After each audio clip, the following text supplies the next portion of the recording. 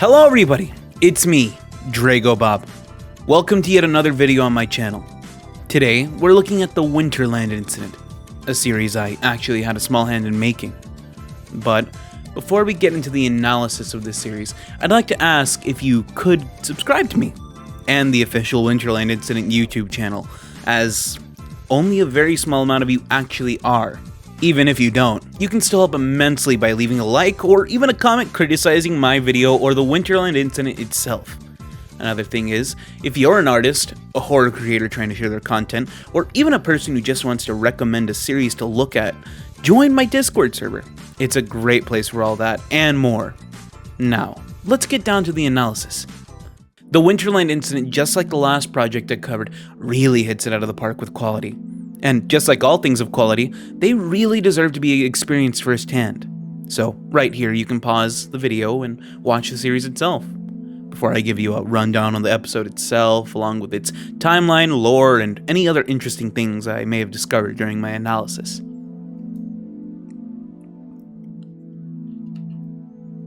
Finish watching it?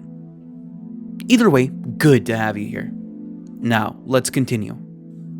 Episode 1 begins with an intro rather similar to the one from FNAF's sister location in all the best ways. The intro involves an interview of sorts between a man and a journalist, a man who we'll become well acquainted with soon.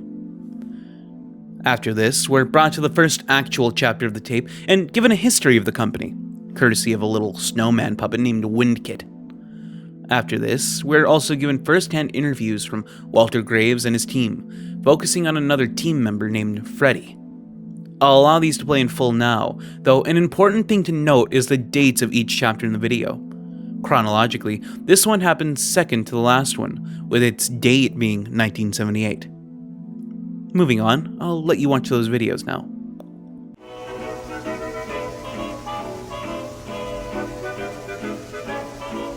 Welcome, ladies and gentlemen. Windkit the Snow Child here. I'm here to tell the story of Winterball's Entertainment Foundation. Hope you're all ready. Follow me to see how all this begins.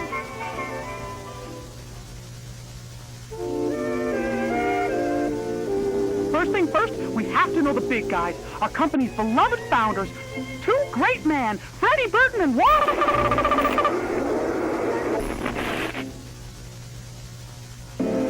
Folks, Winterball's End, founded in 1969 in Langside, Minnesota. After cooperating with Techgill Engineering, we opened our first business.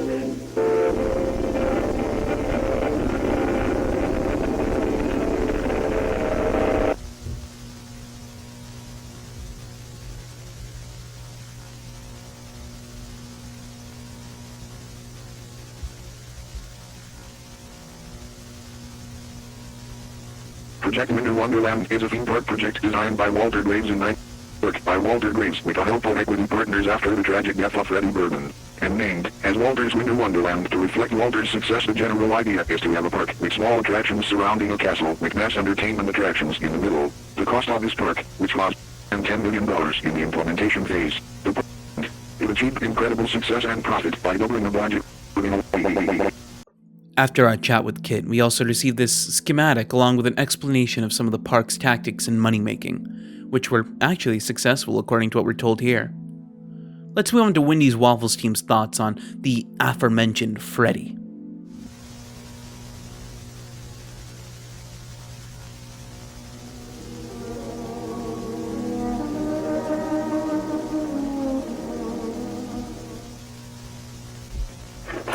Losing Freddy was hard. My friends and I shared lots of memories with him since our college years. We had so many plans together, so many projects. Now, seeing what we did, Project Wendy's Waffles makes me feel proud of us. I think we nailed it. But now he's gone. And like they always say, the show must go on.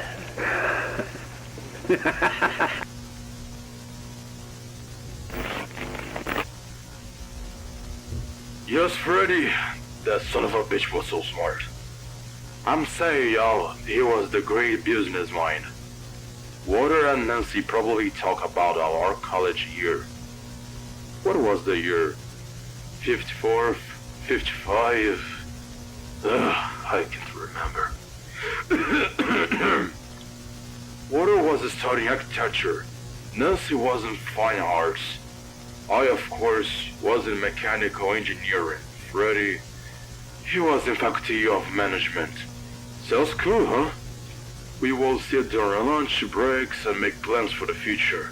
Brainstorming for projects, you know. And when Walter and Freddy finally took the first step, we were together again.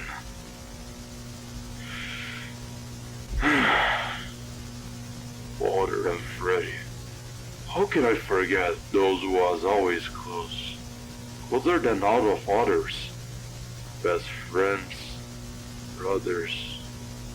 If I will. Fuck. Okay. Enough interview.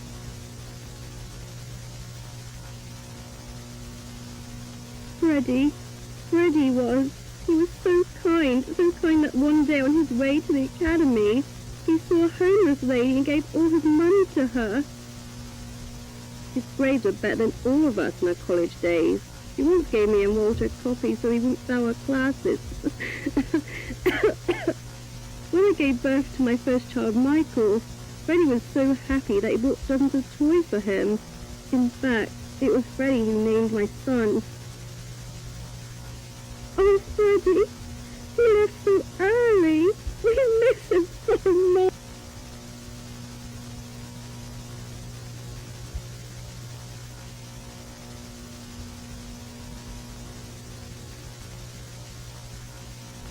Okay.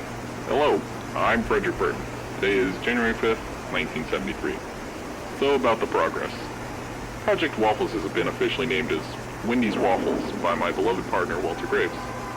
We'll be testing our entertainer and singer animatronic, Polar Pooh, next week on January 10th. And test run of our waiter mascot suit, Wendy Winterballs, happened yesterday. Everything seems to be just fine. Walter and I are planning to open the restaurant in June. It's a bit late, but we want to make sure everything works perfectly. Still looking for some simple workers like cashiers, cleaners, stuff like that. Though Nancy is still not sure about only having one animatronic. But we can't take the risk for more since we don't have the budget. Of course, we plan on having more in the future. Oh yeah, the menu. We now have 3 more waffle alternatives and 2 new milkshakes on the menu.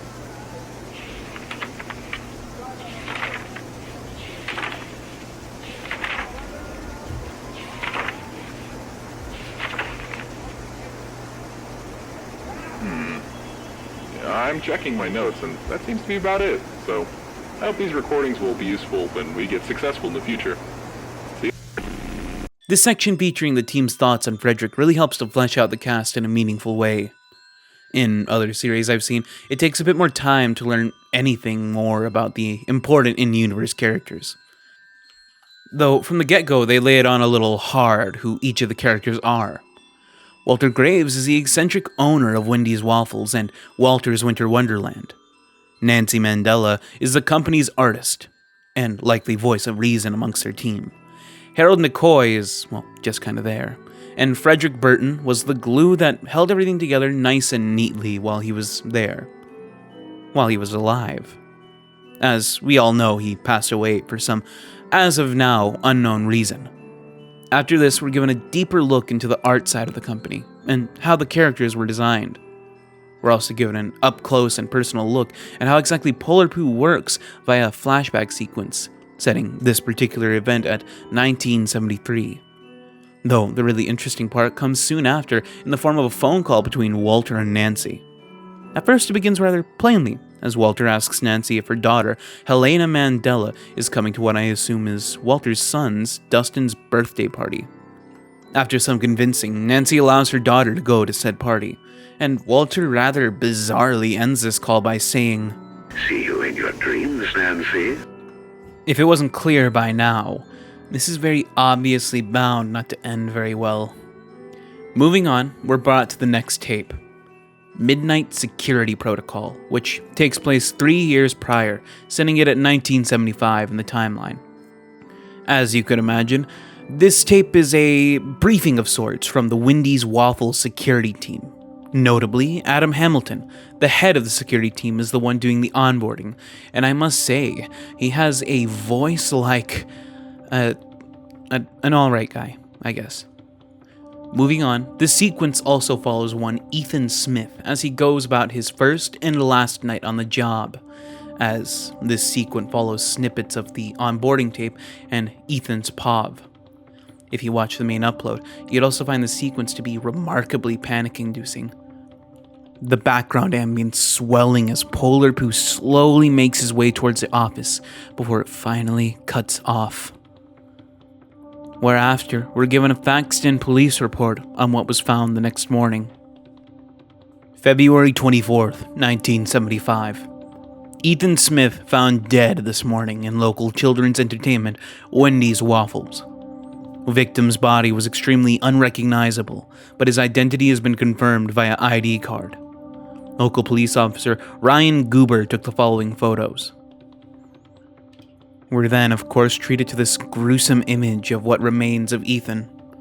By the looks of it, almost all of the skin on his head has been stripped away.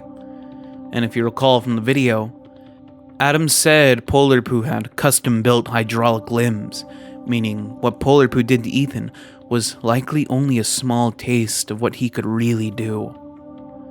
Moving to the next chapter, we find it to take place in 1976.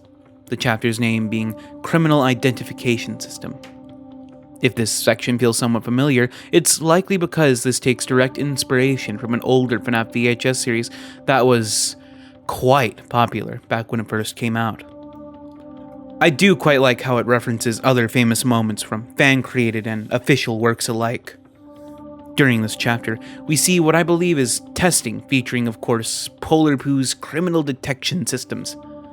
While it's able to effectively pick out offenders and innocents alike, I believe we see some subterfuge from Walter Graves, as when Polar Poo begins to identify Walter, his systems seemingly fail and finally reset. Interestingly enough, very soon after this, Polar Poo labels Harold McCoy as a murderer. And again, the video feed is distorted, covered by the screaming, ghostly forms of what I can only imagine are children, followed by one of these spirits telling Harold to remember the accident. An accident we have yet to see, if there really was any that had to do with him. Moving on to the next chapter, things take a darker turn, with its title being The Murder of Helena Mandela, which takes place in 1979, just 1 year after the first chapter. The implications alone are already rather disturbing, but as we watch through this chapter, it takes the form of what seems to be a news broadcast. Apparently, Helena was found passed on in St. Eric's Forest, nearby the theme park Walter's Winter Wonderland. We later find that Helena left the theme park at 9 o'clock, followed shortly after by an individual dressed as Windy Winterballs, the mascot of Wendy's Waffles. The lone suspect in this case is a man named Tony Anthony Kansas, a cashier and mascot actor for the park. And with input from Walter Graves, he likely took the fall for the disappearing of Helena Mandela. And if it wasn't obvious, Walter is to blame, as this bizarre sequence interrupts the video feed, revealing a sickening smile from Walter Graves, followed by the introduction of another bunny mascot. And if that wasn't enough, we also receive an absolutely haunting phone call between Walter and Nancy, the panicked mother screaming and cursing at Walter. I can imagine it's likely she already knows something's wrong due to just how panicked she is, and Walter's heavy breathing being the only response to everything she's saying likely doesn't help this situation at all. And that's where this chapter ends. And it's followed up by the United States Entity Department, which takes place 4 years after the previous chapter, setting it in 1985. This chapter follows the Entity Containment Branch of the USA, which means entities in this world are at least a big enough threat or concern that this branch was even founded, and is, of course, used to deal with these said entities. Well, this opens the door for a whole other series in the future. Right now, this chapter is focusing on Entity 222, otherwise known as the Birthday Boy, who was captured apparently in the ruins of Walter's Winter Wonderland. After holding it in custody for some time, they also discover it has 5 souls possessing and controlling its body. Next, we're told what we should try doing in the event one would encounter Polar Poo, which is just about as bleak as you would expect, considering its hydraulic joints and likely spirit-powered body. Moving on, we're brought to a sound response check straight out of FNAF Pizzeria Sim, where only tapes 2 and 4 make him react. Tape 2 containing a man singing Happy Birthday, and Tape 4 containing the sound of someone screaming.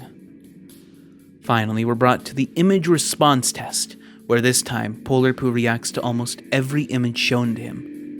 And it's here we're also shown an image of a new victim, Beatrice, who we have no last name for as of now. Polar Poo is then sent into a rage by the sight of an image of Walter Graves himself, setting Polar Poo off and leading to his inevitable demise at his hands. After this, we're taken to the final chapter of this tape, Concept Relocation Installation Tape, 1976. Setting it 3 years before the death of Helena Mandela and 1 year before the first chapter takes place. This occurs presumably when the franchise is at its peak. In fact, we're directly shown Winterland's likely plans to expand even further, as we're shown in this tape what an employee would be made to do in the way of switching out Polar Poo's outer shell, with a new and fresh one called Superstar Polar Poo, whereafter we're shown. After Polar Poo's new friends arrives, he will no longer be all by himself.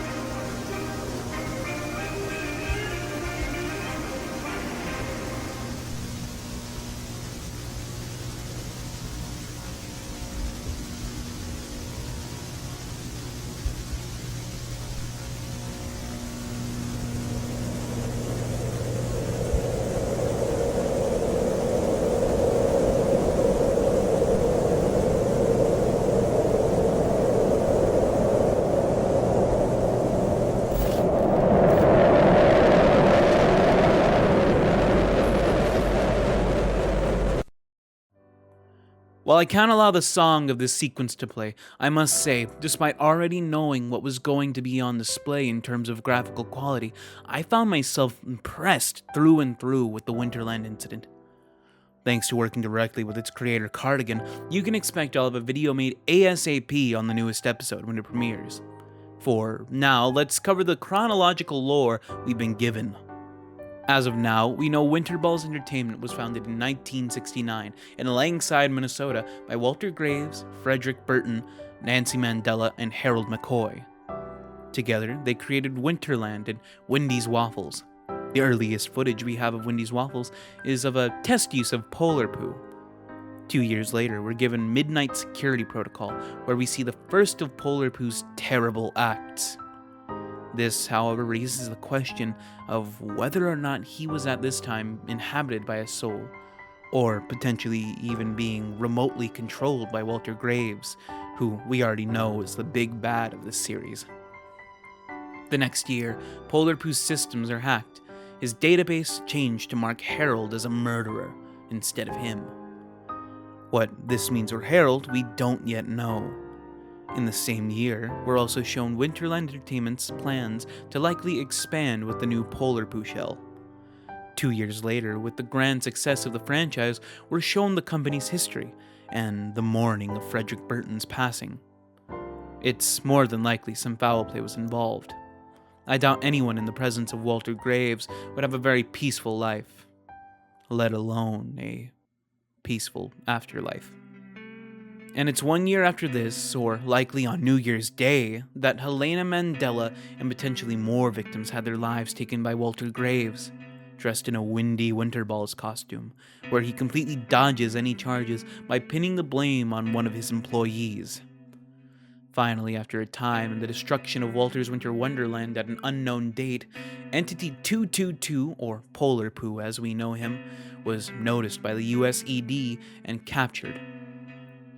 We know of one fatality due to one of its agents setting Polar Poo off, though it's also confirmed here that there are 5 souls inhabiting Polar Pooh's body: Helena, Beatrice, and 3 unnamed victims. One potentially even being this Dustin we hear Walter Graves talk about on that phone call with Nancy. Then again, I could be completely wrong. This is only the first episode of the series after all. And that, as of now, wraps up the current story of the Winterland Incident. When the next episode premieres, I'll likely do a live stream of you watching it. But for now, I'd like to ask if you would subscribe to me and the Winterland Incident channel. If you're a fan of horror or just want a community of your own, join my Discord server. Right now, there should be art from brilliant people over on my server on screen right now. And I just have to say, I was blown away with the quality Cardigan and the team managed to bring with this first episode. I can't wait to see what we cook up in the future. For now, I'm Dregobob, hoping you're having a wonderful day or night wherever you are. Bye-bye! They butchered my voice, that's not me!